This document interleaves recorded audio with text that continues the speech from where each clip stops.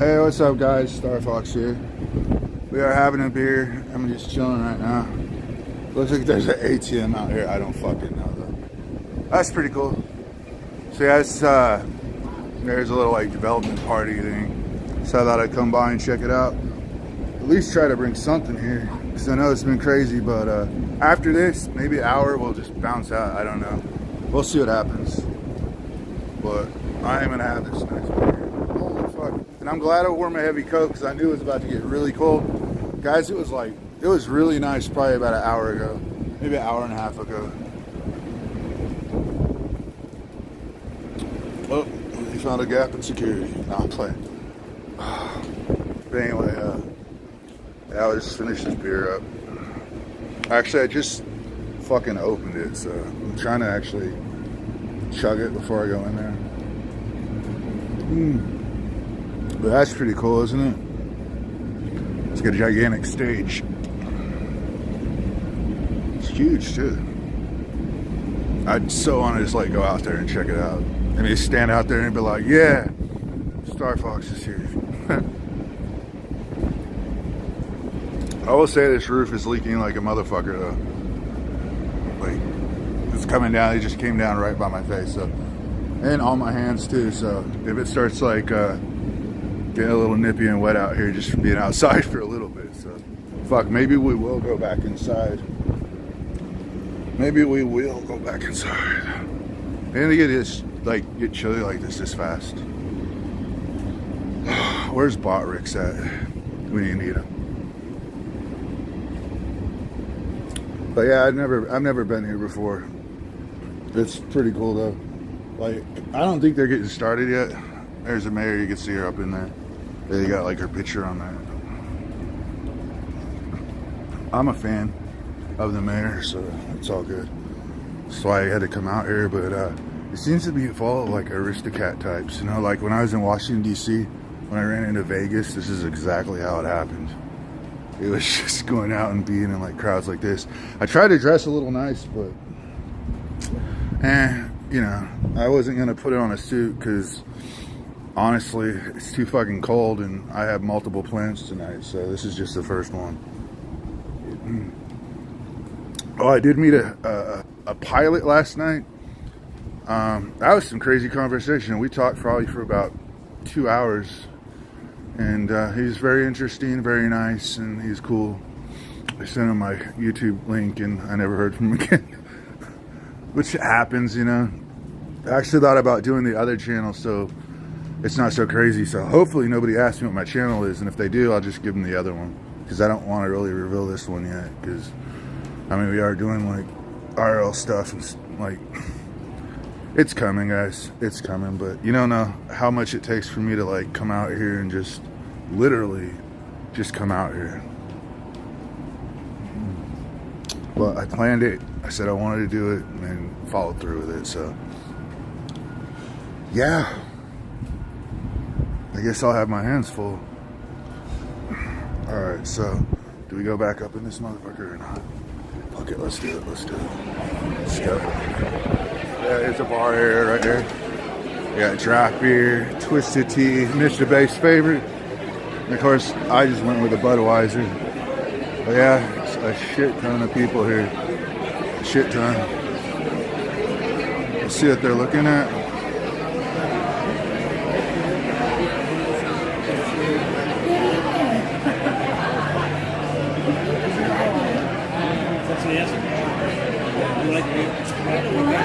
Hey, Brotwicks, welcome. This guy's in the back end of me here. Let's move. I don't want to fight tonight. Remember, we can't get no fights because we gotta get to New York. So this is a chill stream. From Mayor Wu, and then we'll start our program for the evening. Thank you so much. All right. I guess people already sit down. Good evening. I'm Mayor Lily Wu. On behalf of the City of Wichita, it's my pleasure to welcome you to the Greater Wichita Partnership Kickoff Open House for the Downtown Wichita Action Plan. This action plan is an update to Project Downtown, which catalyzed more than $1.7 billion of investment into our city center and an additional $760 million. They got a disco ball here. Y'all see that shit? 15 years later, it's time to dream big again. It's time for you, the people who live, work, and visit downtown Wichita, to provide a vision for the area's future. Through a series of meetings this spring and summer, the Greater Wichita Partnership will work together with the community to craft this action plan, which will guide public and private investment downtown for the next decade. The partnership is joined by the urban design firm Sasaki, which has assembled a team of experts who listen to your ideas and translate them into a plan. These are the ideas from the public. In the air capital of the world, More public the art sky would connect is the limit places for better and make suggestions on walkable. how to create the Yeah, go to best Sim downtown. Park. It's actually a great walk. They don't know what they're talking about. More emphasis on transit, prominent bus stop benches, and I agree with that. Oh, bike rack. Why is Amazon paying me $63,000 a loud. month? Well, I didn't make this kind of money selling yoga mats and toasters, and I damn sure wasn't talking my friends into buying Side vitamins is. and juices. I did it with a free app. Wow. I think they're trying to blow our eardrums out. What are the barriers to living and working downtown? Now this one we can write a few too. My name is Heather Schroeder, and I'm the Executive Director of Downtown Wichita. And this is the kickoff open house for our Alright, new so- Downtown Wichita Action Plan, which will pave the road for the next 10 years of growth in our community. Envision a more vibrant downtown and a place that you can't wait to show your friends and family. Without Class further Cup. ado, Hello, it's my Jeremiah honor Begg. to introduce Yeah, our I speaker went to for one of the tonight, Jeff I went to Speck. one of the A town little hall bit of meetings a long background time on ago. Jeff. He I is a just city I wanted to come planner, out. This is fun. Yeah, good to meet you. It's gonna be a fun night. Several Yeah. books that All have right, been sir. quite Have a good one. influential. His book Suburban Nation was personally very motivating to me. That's the reason that I became an urban planner. Put it on the After wrong side, guys. Sorry reading the about that. difference between Yeah, town grocery planning, stores are city bad. planning, It's a and big understanding the formulas Yeah, those for are the why ideas. those places feel so different from one another. His book Walkable City is the top-selling urban planning book of this century, and his TED Talks on the subject of urban walkability have been viewed more than 6 million times. So he is here in person today to share specific tips with us about our city, about Wichita, Kansas. Jeff resides with his wife and kids in Brookline, Massachusetts, overlooking a tea station. Sorry about that. I'm still getting it And we're fixed. very pleased to have him here with us tonight. So please put your hands together and welcome our guest speaker, Jeff Speck.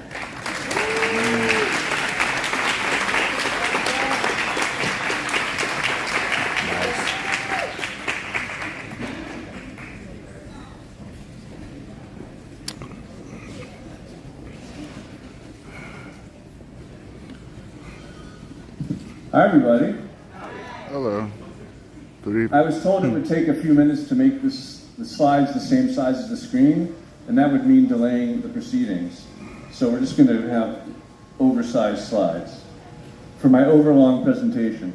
I have a 2-hour talk for you tonight, but I'm going to give it in 1 hour. Okay, that's the maximum I've been allowed.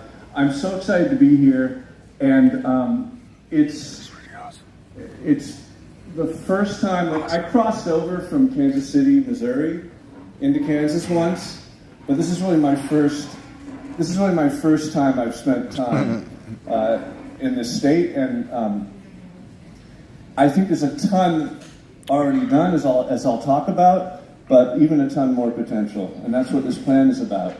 Now, I'm a city planner, so I work on the design of new places. New towns like Rosemary Beach in Florida, new spaces like the Monon Corridor in Carmel, Indiana.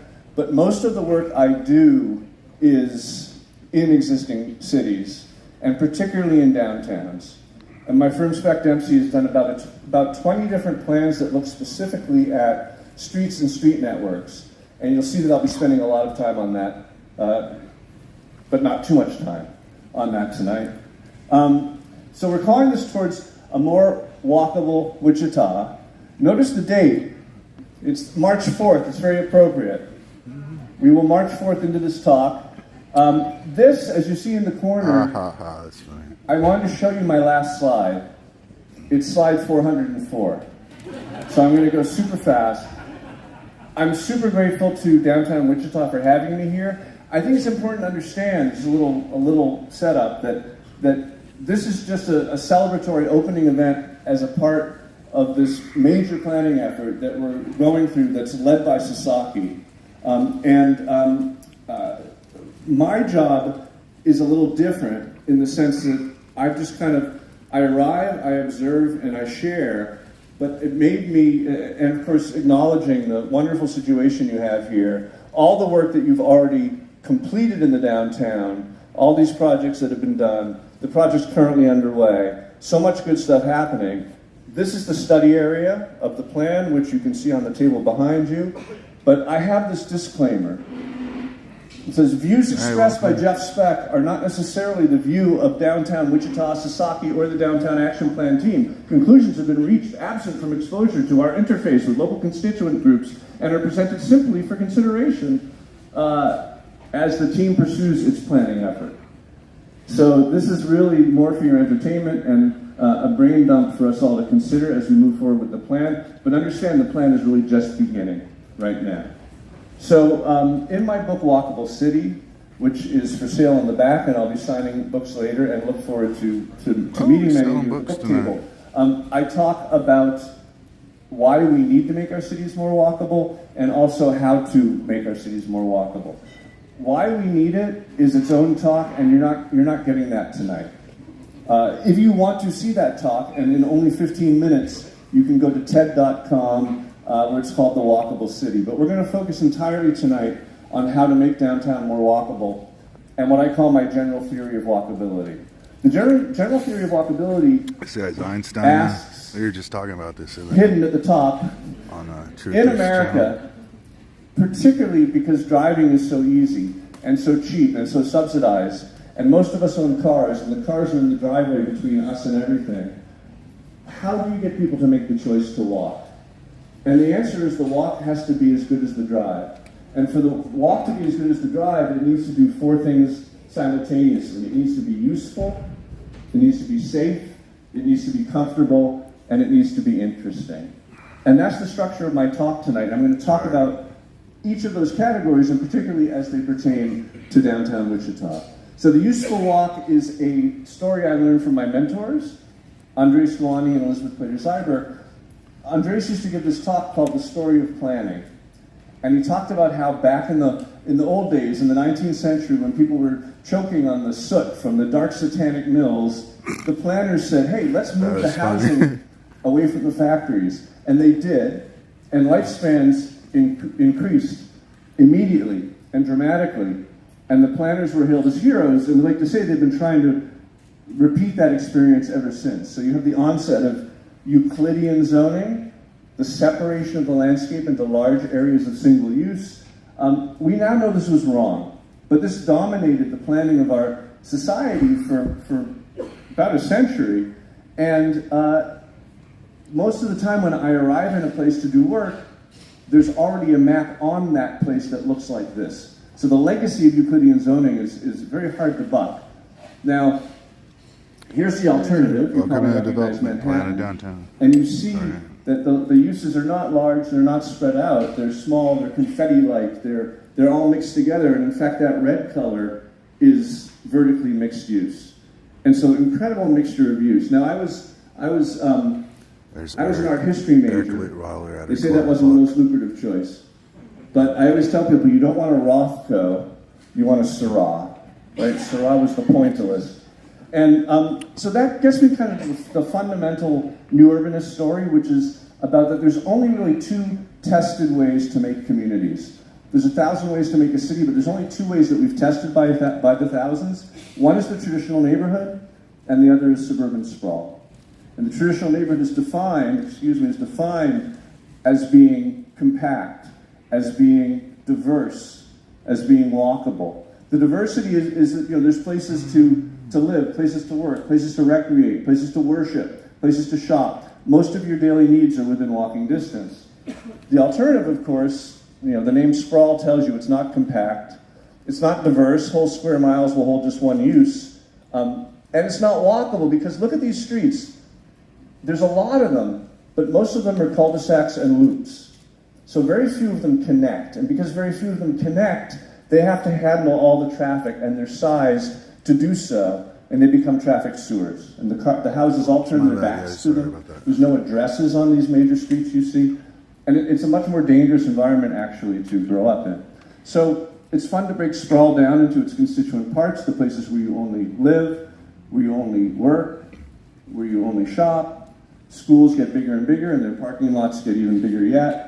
Recreational fields, Weston, west of Fort Lauderdale, is very proud of its 8 soccer fields and 8 baseball diamonds, but the kid who lives in the house right across that canal actually has a 1.5 mile drive. Once the presentation's over, I'll talk some more. Sporting events. Yeah, like I said, we're doing Which downtown seems development preposterous, party. but it all makes sense in the context They of have, if you assume everyone is driving to absolutely everything, What's up, then Neon these are the sort of Tifa? decisions that you make. So the part we forgot to count was just all the highways that connect everything to everything else. Riddle. They actually never counted the cars. Appreciate the AI video. And of the, I always like, tell that people was it's a for the two-part deal. video about the New York. For many people, this is the California American things. dream, the house with Sorry, nothing else around it can't but think other right now. houses.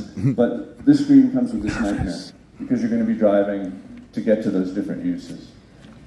And the amount that we invest in our horizontal infrastructure, Yeah, we just so you just never met have to wait more Dalton than one signal Glasscock. of light, He's one of the right, city council members. is I taxing. haven't seen High Hosel here yet. This is not Photoshop. But the experience of being a driver, tell you it's very stressful on families. This guy right here.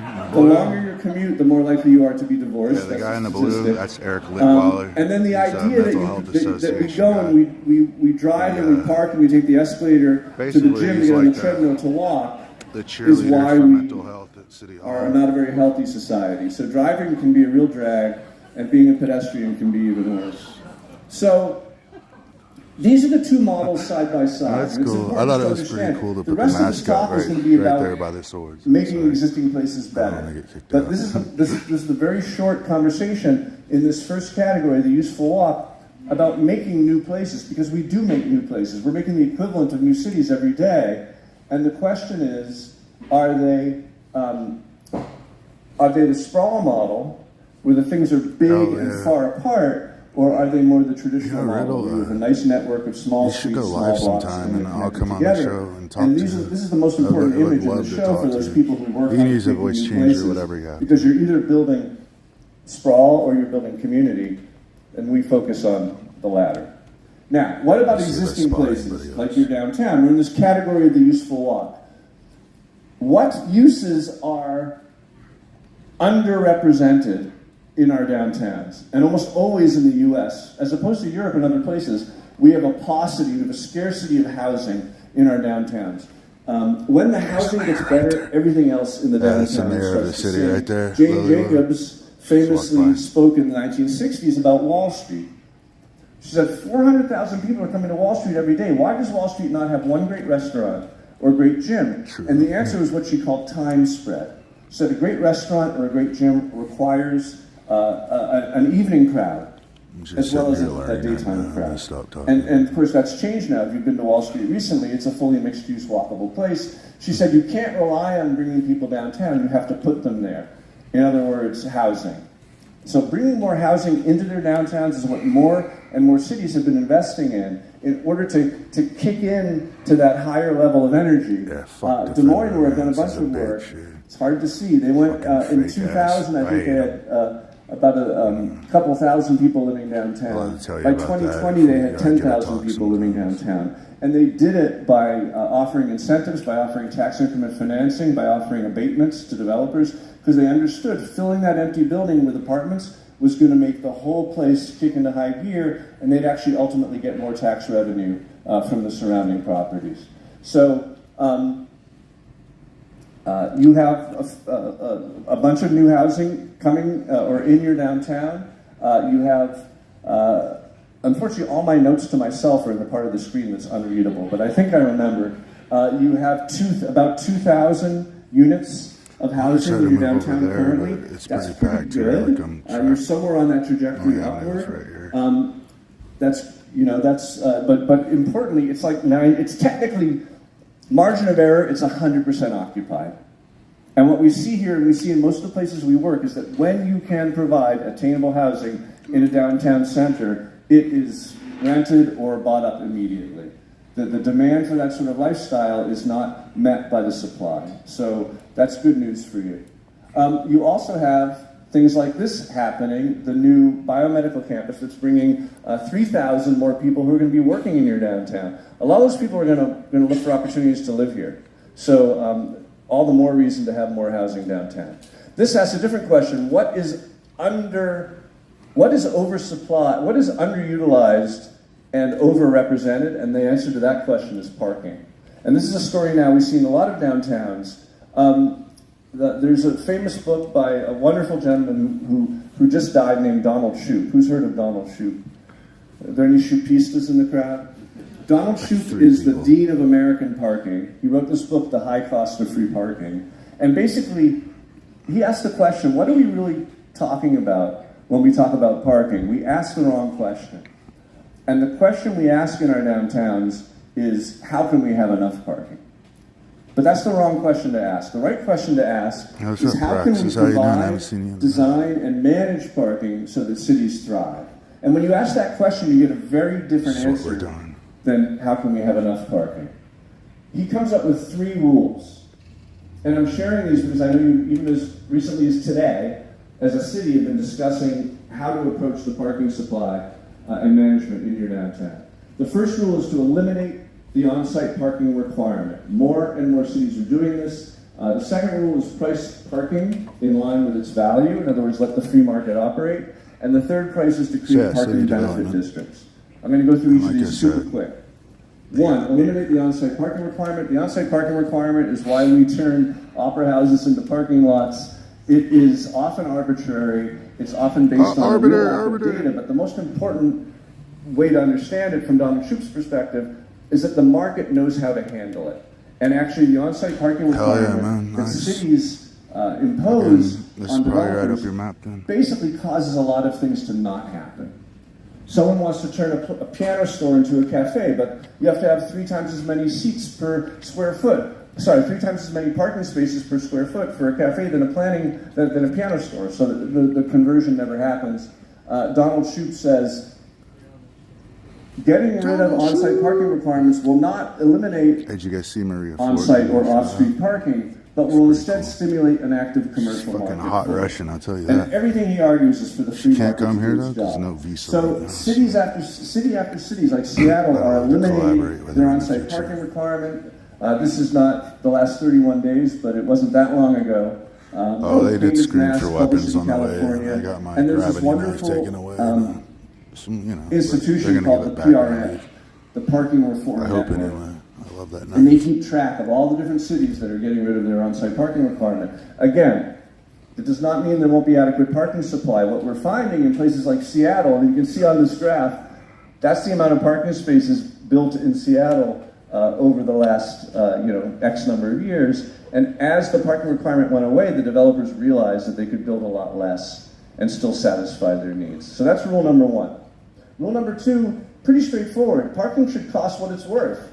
You shouldn't have arbitrary pricing for parking that doesn't acknowledge that some parking spaces are valuable and other spaces aren't valuable. A typical smart parking map looks like this. This is one of the first ones for Culver City, California. And what you see is the main street in red, where everyone wants to be, it costs more to park there. It costs less to park very close to there, and it costs nothing to park in a public lot or further away.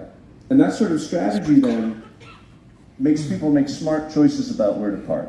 It causes there to be, as he says, 1 empty space per block face. If you price parking right, then Daddy Warbucks can always find a spot near the Furrier.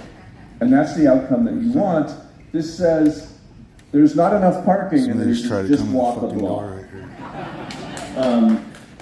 So when I look at a site like this and I hear about the discussion, I was wondering who it was. I've only heard a little bit about it, but it doesn't seem to be a conversation that is around the objective that you're supposed to bring to pricing parking. And that objective is to have 1 empty space per block face. And maybe it says, do you need a price? Maybe there's enough empty spaces in a lot of your downtown. There is never a scarcity of parking, right? But parking is not a tool for raising money. It will raise you money if you do it right. Sometimes. Parking is not a tool for punishing drivers. You know, parking is, As a matter. paid parking is a way to ensure that people can park near where they're shopping. And that's what the pricing should reflect. So that's rule number 2. And then rule number 3 is the merchants hate this. Even though the parking meter was created by merchants, for merchants, to make them more money, most merchants don't get that. And they fight it. So you create a parking benefit district. And what that means, like here in Pasadena, California, is that every extra dollar you I'm earn learning from a lot charging from tonight, parking guys. You gotta goes say, into I the didn't know all streets, this. goes into the sidewalks, goes into the trees, goes into the storefronts. In Pasadena, the alleys are now all pedestrian ways, and every block has its own trash compactor, and there are no dumpsters because the parking money paid to make it better. And that's how you convince the merchants to do it. So that's my 101 on parking, all from Donald Shoup.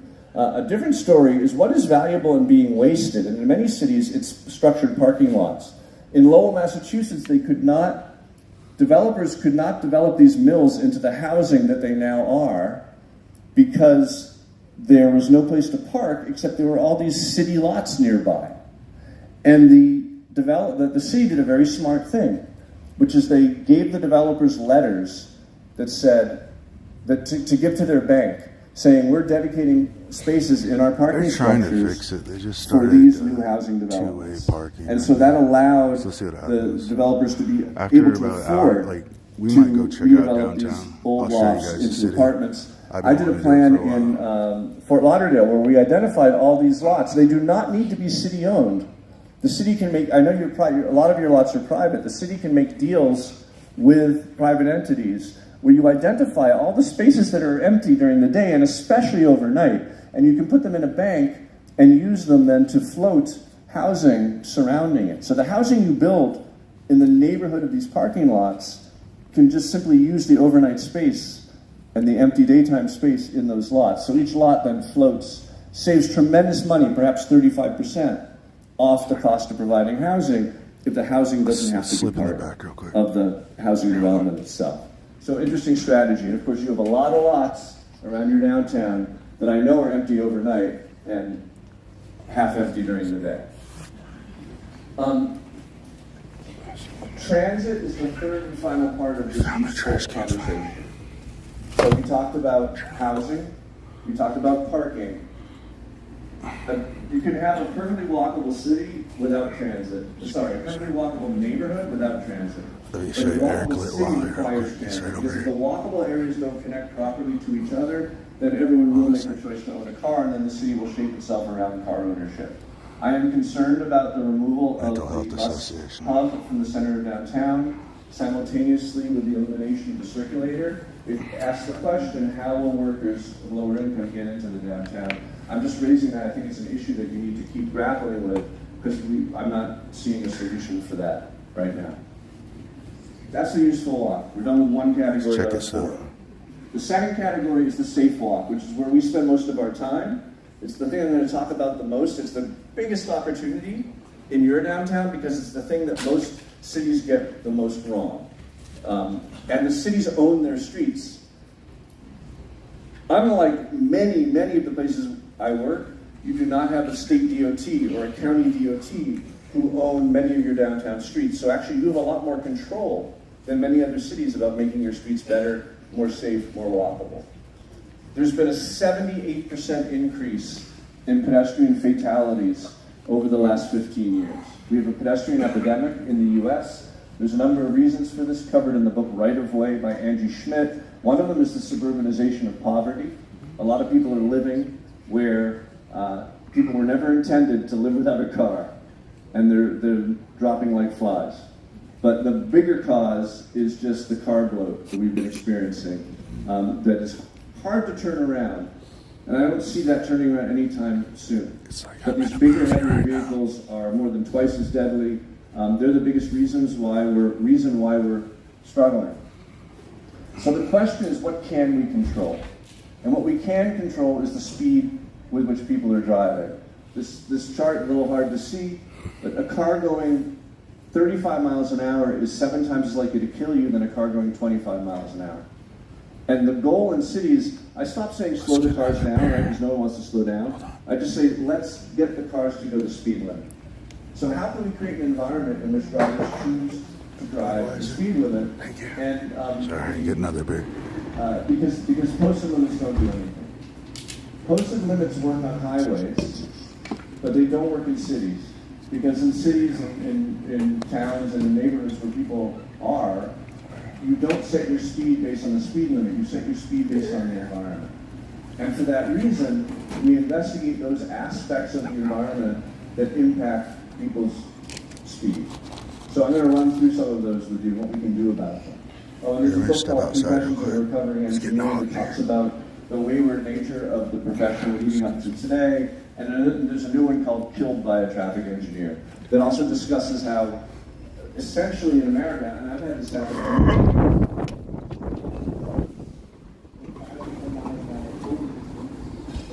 Damn, did you see that wind? Holy shit. It's fucking crazy. I couldn't even get the door open. So I had to come out and take a break for a minute. Like, it's cool. We saw Dalton Glasscock, the mayor, Eric Litweller. We're just trolling though, he's cool. But like, I've been watching him over a minute, like on TV. So what the fuck was that? Oh, that thing fell over. It scared me even. But yeah, it looks like it stopped raining though. It's beautiful outside tonight. All right, I'm gonna look at the chat. Sorry, I didn't have time. It's so packed in there. I'm like all claustrophobic as fuck. 2A parking lot. Yeah, they're doing a lot of stuff. They're changing like the downtown area to make it more flow because there's a lot of like one-way streets I could show you. And honestly, they want ideas like to develop down here. We got to bring like better stuff. I almost thought they should do like a casino downtown because they got 2 casinos, but a third one's being built by the Ruffin. Like, I'll show you the Ruffin building sometime. But he's a rich billionaire who used to work in Las Vegas, and he basically is setting up a new casino now. So, and it's gonna be nice because it's at an old Greyhound park that was decommissioned essentially, but fucking they're redoing it. They're redoing it. It's gonna be big, just like that. I mean, it looks big to me, the stage right there. But yeah, it feels nice to get the fuck out of the house. I haven't done shit like this since New York. And I've been wanting to do it for a minute. Like, just say fuck it and go out and chill, have fun, meet the mayor. Fucking, I actually didn't even approach her. She approached me, which is kind of cool. But, like, she didn't really approach me. She walked by, and then I was like, hey, I've been to the city hall meetings, which I have, and I'm going to be going back. I myself want to do a speech on mental health and how I think it's affected me, but, you know, it's just, we'll get there. There's time later, and like, get involved in the community, you know, if you want to change stuff. That's what they always say, right?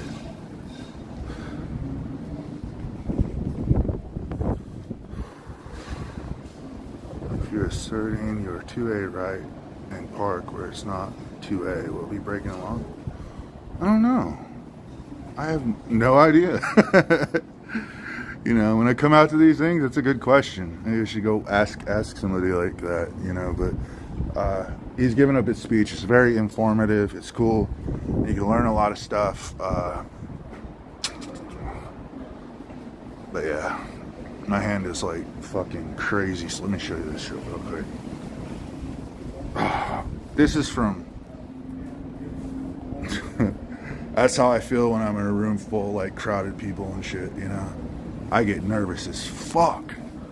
I'm just trying to act normal and everything because I don't want to really stand out. But you know, when you have a fucking camera and a gimbal and you're walking around, and probably like 70% of these guys don't even know what the fuck live streaming or IRL is, or fucking why does this person have like this high-tech little thing right there, you see that? But yeah, fucking, I don't know. I'm not trying to troll, and this is me showing that, like, aside from New York City, it's gonna be fucking crazy, yeah, but I am not a cringe streamer. I am not a cringe streamer. I just want to talk to people, interview people, make connections, float my ideas, because, you know, I've been through a lot of suffering and shit, and I may not have a degree, but I have a degree in experience on life and stuff, I think.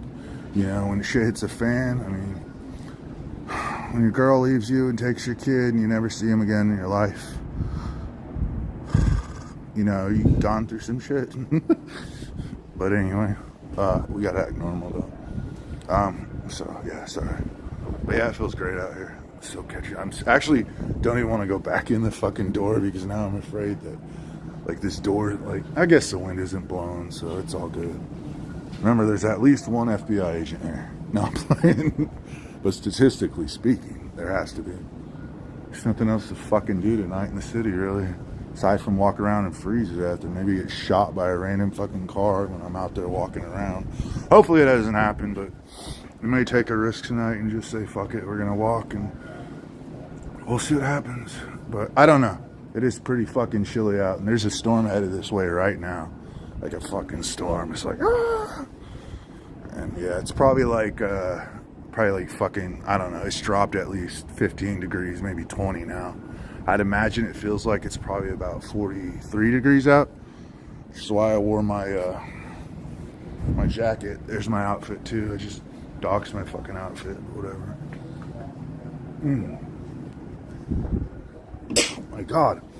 How long is this guy presentation gonna go? It's all good, but short and sweet is the best. You don't want to like, I should critique and be like, next time you give a presentation, sir, please make it under 15 minutes at least. I know it's a lot of information. He's trying to explain everything, but I kind of like got ADD for a second there, and I was like, okay, well, I don't think anybody else is streaming this either. Like, fuck. I think I'm the only fucking IRL streamer here.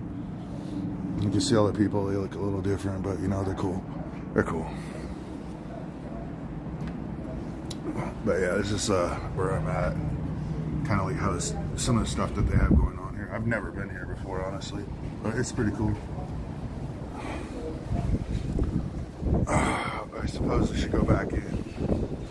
Here comes the wind again. I'm gonna open up that fucking door and it's gonna go whoosh. Try not to make a scene, especially like, I don't even want to go back in there, guys. I don't. Let's walk over here.